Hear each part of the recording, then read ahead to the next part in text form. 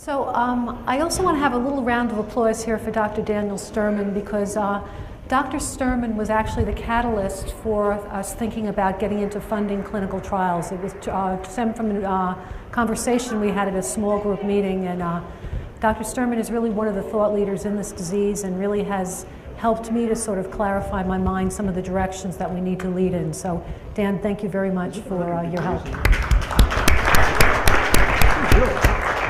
So you're both pulmonologists, am I correct?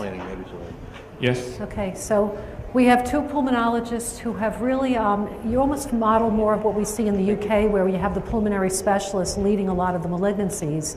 And here you really play a very key role in mesothelioma, and a unique role. We don't usually have a pulmonologist so involved with the medical aspects of a malignancy. So I'm wondering, in terms of clinical trials, you're both involved in clinical trials. Tobias, what is your interest in clinical trials? Where is your focus today?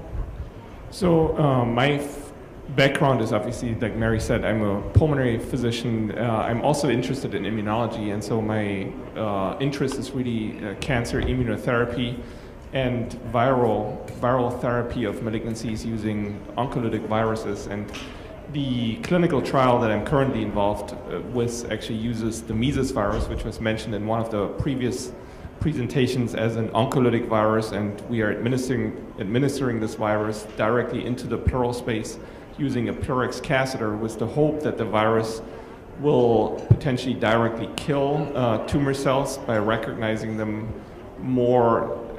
better than the surrounding normal cells, and that the virus might also function as a vaccine, triggering an anti-tumor immune response as an additional effect here. And our study is currently a phase 1 study, which is fairly early in its development, and that's what my clinical trial involvement is at this time.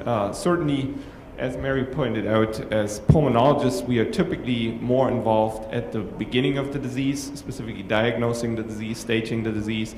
But from my perspective, I think it's also important that we follow through and are involved in the therapeutics of the disease. Mm-hmm. Dan?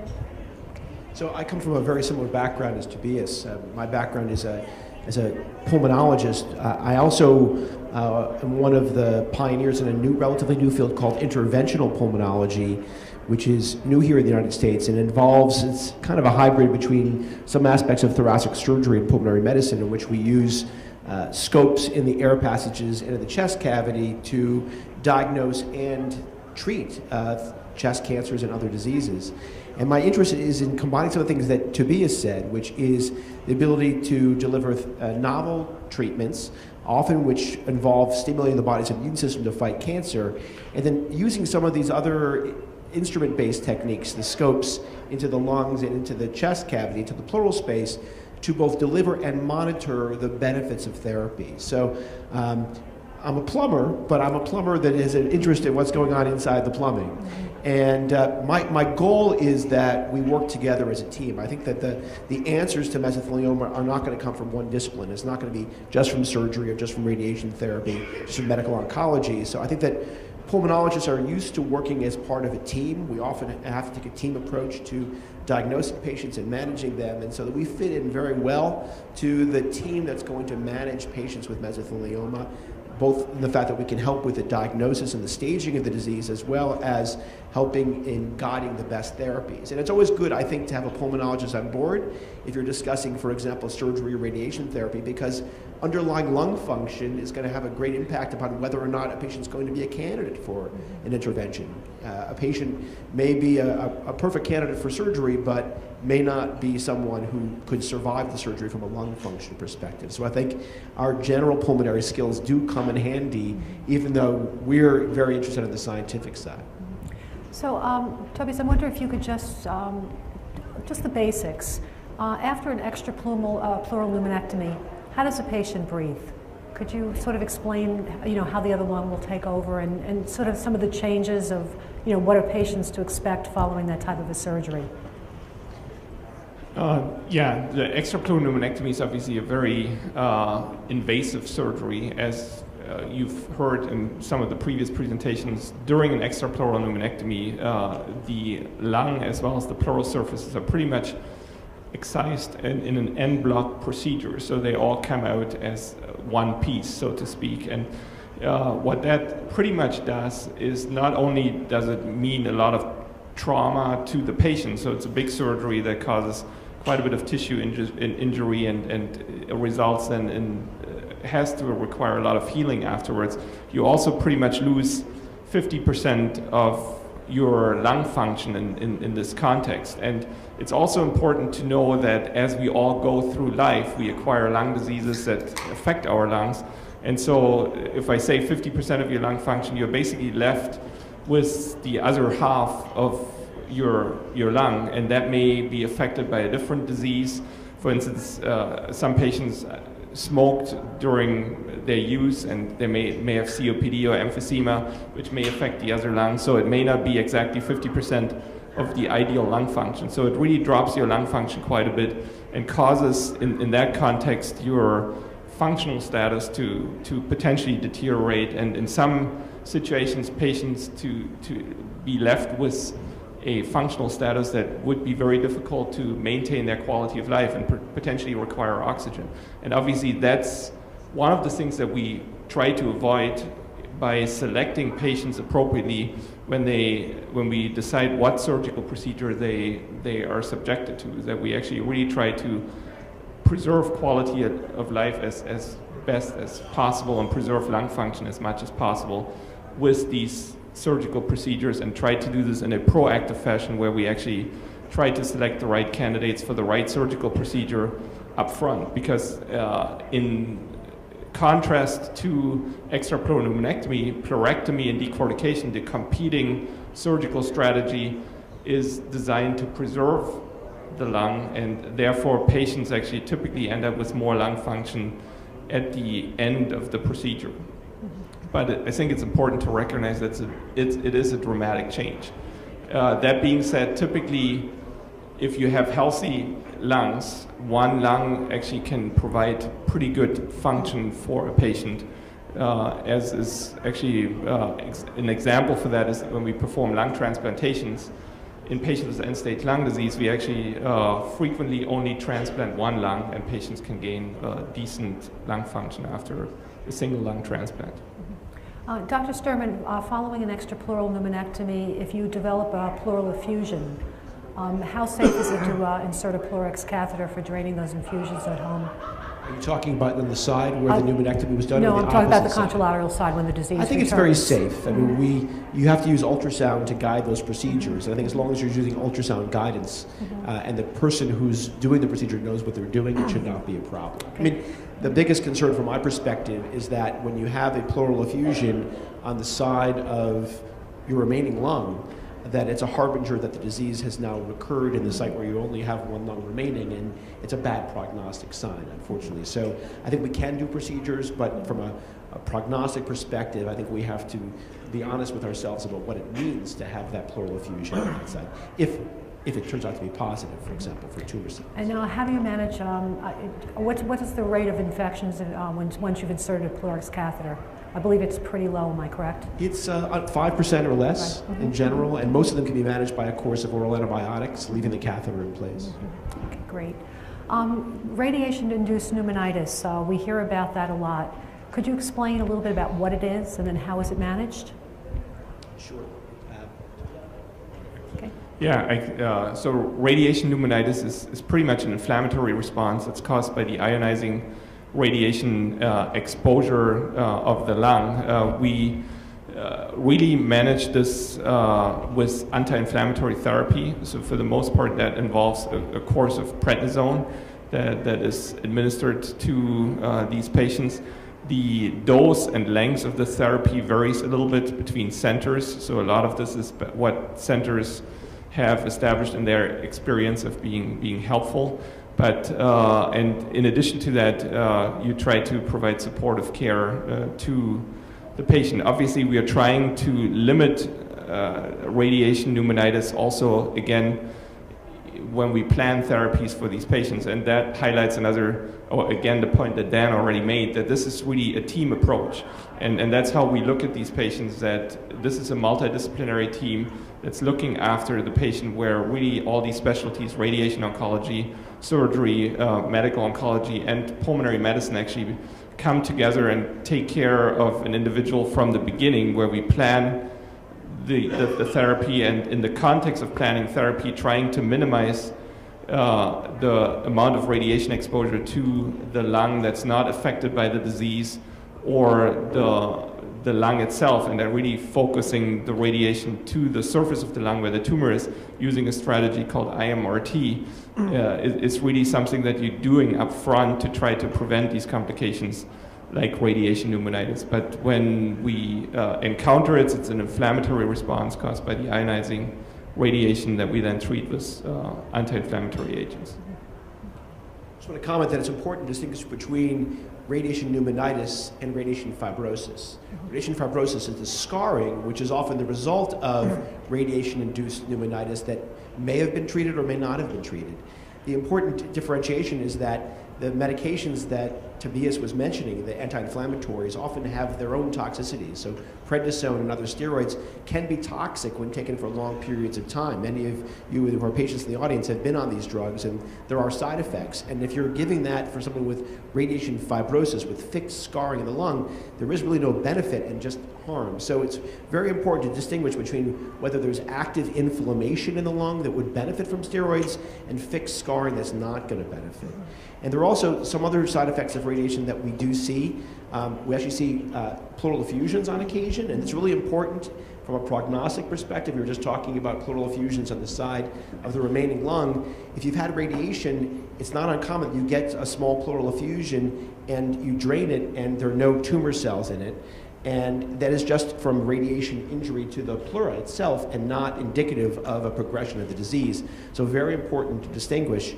And then we're often seeing, I can't say often, but we're occasionally seeing some patients with heart problems that from radiation therapy and the complications that may arise from that, especially the pericardium, which can become stiff and limits heart function. And sometimes pleural effusions occur because the pericardium becomes stiff and scarred from the radiation therapy. So I think it's important to remember that radiation therapy is quite beneficial for a lot of our patients, and relatively few of them have serious complications. But I think as pulmonologists, we have to be aware and help our colleagues in radiation oncology in terms of managing these patients. So I often hear from patients, or I suggest quite often that they go for pulmonary rehab. Can you talk a little bit about what pulmonary rehab means and how often you refer patients, or the type of patients you think will benefit from pulmonary rehab? Yeah, and I think that's a very common question. Pulmonary rehab as a program is actually very similar to cardiac rehab, which is a structured exercise program where people actually get monitored and actually get taught pretty much aerobic exercise regimens as well as some breathing techniques. So these programs run for 6 to 8 weeks and are pretty much designed to introduce patients to a regular exercise schedule and make them actually comfortable exercising, with the goal to exercise on their own. And I really liked the comment that one of the previous panelists made, actually Dr. Sugarbaker, regarding that this is kind of a athletic event going through these types of therapies. And I'm actually personally not necessarily focused on sending people to pulmonary rehab or cardiac rehab. I think the patients need to do what they're comfortable with. Everybody needs to understand that maintaining your health and maintaining physical activity through these very difficult treatments is actually very important for a good outcome. It actually raises your spirits. It kind of keeps you sane as you're going through all these treatments. And it also, I think, in my mind, has a positive effect on the immune system, on everything else in your body, and trying to figure out the best way to do that, I think it's very important. And if in that context pulmonary rehab is helpful, I certainly am happy to refer people to pulmonary rehab in this context. I would say we've underutilized pulmonary rehabilitation, and maybe we're babying our patients a little bit, but I fully agree with what Tobias said. It's extremely helpful. It's non-toxic. It's generally reimbursed by insurance companies, and it can be extremely helpful. The other part of it is that it's often sort of group therapy. So when you go to pulmonary rehab, there are often other people going through the same process, maybe not all who are recovering from surgery or treatment for mesothelioma, but all who have some impairment in lung function. And there's some benefit to supporting each other during that process. So I think my patients who have gone through pulmonary rehab enjoy it. Part of it is gets them out of the house and doing something and being active and being part of a community. Maybe giving a little bit of a control back to a patient. It's actually, and we are trying to expand this into mesothelioma. We actually have a very active program at our institution that's actually focusing on the rehab aspect, but then also of self-empowerment of patients, where you actually kind of take control of your disease and you actually actively are involved in the care, but also actively are involved in doing things in your activity during your daily life and activity of daily living. And that's actually been very helpful for other patient groups already. So we hope that this will also translate into help in the mesothelioma community. But for instance, the chronic obstructive pulmonary disease, it's actually been very helpful beyond just the physical exercise part of this. And I'm also wondering, cough, chronic cough seems to be such a complaint in this community. Tricks of the trade, first of all, what is chronic cough? What is the cough? What are the underlying causes of a cough? And then maybe what are some of the remedies that are used? And I know I'm asking, it's wide open. I know there's a lot of different reasons, but if you can go into some of the basics, or what the most common causes of cough in a mesothelioma patient. You have to understand that I think it's easier to treat mesothelioma than it is to treat chronic cough. Chronic cough is I think the most difficult diagnosis that a pulmonologist has, and we often dread when a patient comes in, especially when they've been through multiple other physicians first and then they come to you and they've an exhausted workup. So in the context of mesothelioma, the chronic cough can be from a multitude of things, and it really depends whether they're newly presenting and there's a large pleural effusion, or whether they've had radiation therapy and there's radiation fibrosis, or they've had surgery and they're just recovering. So it really depends upon the context. But it can be a very difficult thing to treat, and there is no one drug to use. I think that one of the things that we'd like to avoid is over-medicating people with chronic cough. Narcotic medications are okay for treating chronic cough, but they over-sedate patients. And if you have marginal lung function because of underlying disease, including mesothelioma, and suppressing respiration is not a great idea. And it doesn't get at the root cause. Cough is extremely complex. In general, for patients who don't have mesothelioma, for patients who come to pulmonologists, the most common cause of chronic cough are postnasal drip, sinus disease, so nose and sinus disease, and reflux disease. So I think the first thing that we do, at least that I do when patients come to the office, is aggressively treat your postnasal drip and your esophageal reflux. And it may be that post-surgery, for example, in mesothelioma, your reflux may be worse. So you may need that more aggressively treated. So that's something that we can relatively easily do, although medication doesn't always fix the problem because it may be an anatomic issue. Your stomach may have moved up in the chest with your diaphragm after surgery, and that change of position may increase the amount of reflux that you have. Sinus disease and nasal disease are very, very common. And so treating that aggressively, getting ENT doctors involved if you have chronic sinus problems is also important. So I think I work on those. And then asthma is the other thing that we see. Asthma is a very common disease. Mesothelioma is rare, but there probably are many patients with mesothelioma who have underlying asthma who aren't being adequately treated. So I think the first three things that you treat are underlying asthma, postnasal drip, sinus disease, reflux disease. After that, you're getting into a very big gray zone of where other things can come into place. In terms of tricks, beyond that, there is some data using a drug called gabapentin or Neurontin that was recently published in the journal Lancet a couple of years ago for the refractory chronic cough. Again, this is a drug which is used for just about anything, chronic pain, seizures. It's been studied in chronic cough. I don't have a lot of experience with it, but it's something that I'm trying for my patients who are just not responding to anything else. And now I'm going to pass it to Tobias and see if he can enlighten me on what he does. No, and I have to agree with Dan that in general, we also focus first on these three most common causes of chronic cough, and we make sure that since mesothelioma is a rare disease, common things being common, you still have to make sure that it's not one of these other three big players in the context of chronic cough. If that's not the case, the other important thing is to really make sure that the patients actually understand what cough means, and that cough actually serves a physiologic function, meaning clearing your airway, and that having the occasional cough is actually not necessarily a bad thing. So I really try to understand how debilitating cough is. If, of course, cough becomes debilitating to the degree that patients cannot go out and attend social functions and cannot sleep at night, these are the kinds of patients, if you don't find the cause of their cough, where you want to look for anything possible to try to alleviate it on an individualized basis, such as dealing with the pleural effusion very aggressively, or trying to eliminate other potential contributors. And if that's not the case, then we're pretty much down to symptomatic therapy.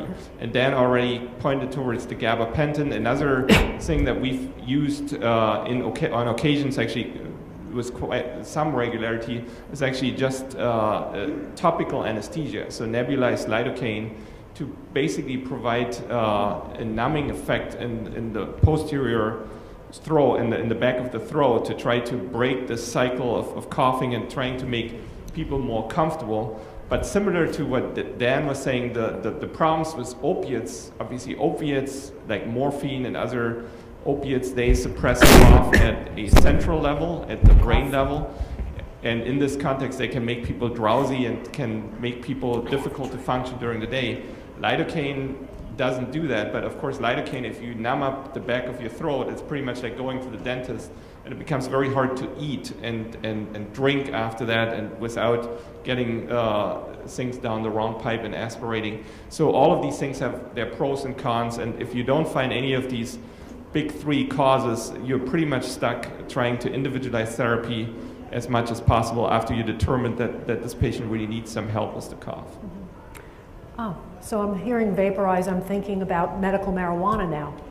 So what about, people who are giving prescriptions for medical marijuana who have one lung or compromised lungs? How does inhaling these type of substances, does it affect the lungs? Does it hurt breathing?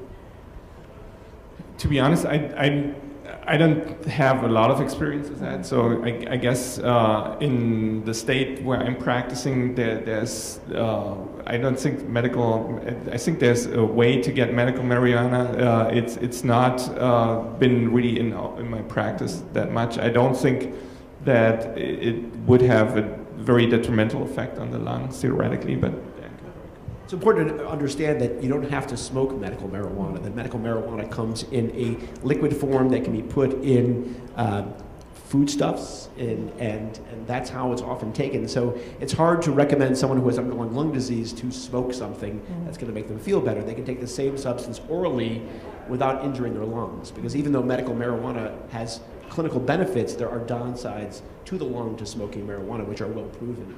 So I would recommend that if someone was prescribed, if they lived in a state where medical marijuana was legal, that they get the oral form, however it is best administered, and not smoke the drug. So Dr. Sturman, I'd be remiss if I didn't ask you about what's happening with your gene therapy trials, because I know you've been championing gene therapy for so many years. Where are we with those trials now? Thank you for asking, Mary. We appreciate it. So we just completed, is that 5 minutes to go? Okay. Thank you, Melinda. That wasn't a 5 out of 10 for our performance so far? That was 5 more questions. Okay.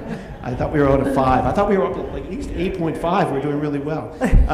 So we completed at the University of Pennsylvania I think the largest gene therapy trial ever in mesothelioma just this past fall. When I say completed, we enrolled the last patient. We're still following many of the patients in the clinic.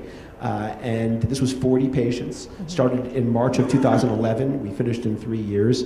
We're summarizing our data, and we'll be submitting it, presenting it at the International Mesothelioma Interest Group meeting this fall in Cape Town, South Africa, and hopefully also submitting for publication or at the same time frame. So what we did was take a drug, which is a virus, a virus that causes the common cold, and this virus has been modified so that it can't cause illness in human beings, but it carries the gene for human interferon alpha.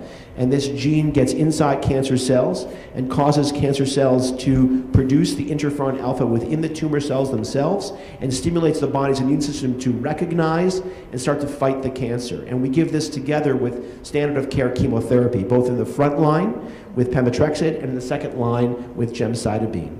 And so the study is stratified between front-line and second-line patients. And particularly in the second line, we appear to be seeing a significant signal in terms of benefit, in terms of long-term survival. So we hope to analyze all of our data in the next few weeks, submit our abstract to IMIG and submit our paper, but also we are in the planning stages right now for the next phases of the clinical trials, including what we hope would be a multi-center randomized clinical trial in the second line between gemcitabine-based chemotherapy versus gemcitabine-based chemotherapy with the gene therapy combination. So we're very excited. We're not enrolling patients currently because we're trying to decide which direction to go in, and we hope to be restarted relatively soon. That's great. So when you do disclose the results, I know that we'd be very interested to get it out to the community. Thank you. I have one question that came from the audience. It's sort of taking us a little off track, but do you see any late effects of radiation? So in other words, not in the immediate time period after radiation, but maybe years later, do you see any long-lasting or any new side effects that develop over time? And yeah, with the acute radiation pneumonitis is what we discussed, but there is radiation fibrosis, like Dan pointed out, and this radiation fibrosis in some patients actually can be progressive and can basically cause progressive scarring of the lung, which then presents as more of an interstitial lung disease that can limit the breathing capacity of these patients. And the same is true for some of the other organs that specifically, for instance, the pericardium, the sac in which the heart is basically enclosed in, that late effects of radiation could be scarring of the sac, which can then limit the ability of the heart to expand and basically perform its pump function. So these later scarring effects can actually occur and can be quite debilitating, but unfortunately they're actually relatively rare, and they don't occur with a very high frequency. I would just add one other side effect, late side effect of radiation that we see, which is not well described in the medical literature, which is radiation bronchitis, is what I call it, for want of a better term in the medical literature. When you give radiation and the central airways are in the field, on occasion they can become chronically inflamed and scarred. They don't clear mucus normally. Patients can be susceptible to recurrent infection. They may cough up a small amount of blood periodically. They may have a shorter breath. They may have wheezing. And this is a phenomenon that's very difficult to treat, and it's in the spectrum of chronic cough that you would see in those patients who've had radiation therapy. And it can be very debilitating. And one of the things that I use actually is what Tobias recommended, which is nebulized lidocaine. I find it very beneficial for the patients with radiation bronchitis. Thank you. So I guess we're getting ready to conclude. Is there anything that you'd like to add that we didn't bring up in the discussion that you think might be important to share with the patients?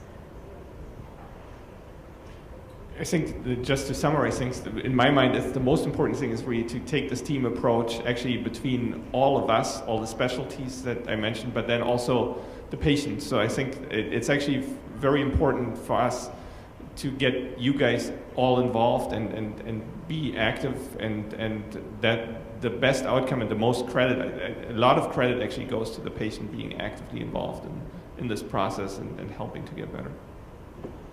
I just want to say thank you for having me here. It's always an incredible honor to be part of this very unique meeting, being together with patients, family members, loved ones, significant others, advocates, industry, scientists. It really is an incredible experience for me, and I renew this experience every time I come back here, and it gives me great faith that we're together going to get an answer for this disease.